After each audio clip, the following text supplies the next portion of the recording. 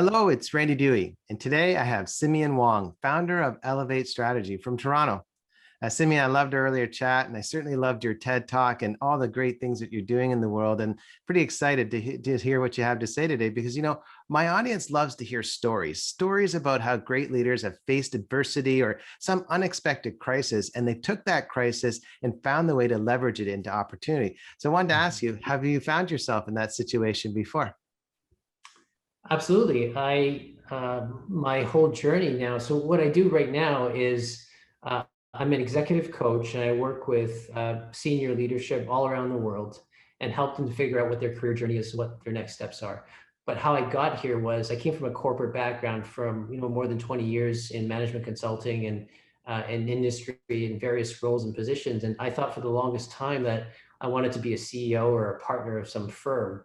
And along the way in the journey of failure, a lot of times with struggles and kind of falling down and getting back up, I slowly began to realize what my strengths were and how it was that I was going to follow those strengths if it were not for the typical path of going to a partnership or a CEO role. So eventually I found myself through a bunch of failures into a position where I realized that I was actually more of a people person than I was a project person.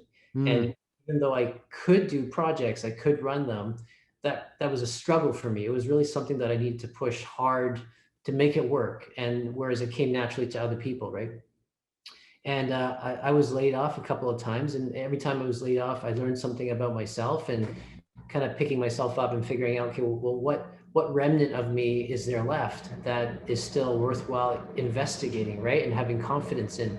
And slowly I began to understand that it was actually working with people. And 2.5 years ago, I left corporate and I decided to, just branch off and try to do some executive coaching myself officially. And yeah, 2.5 years later, I'm here with Elevate Strategy. And, it's been really great meeting a lot of different people.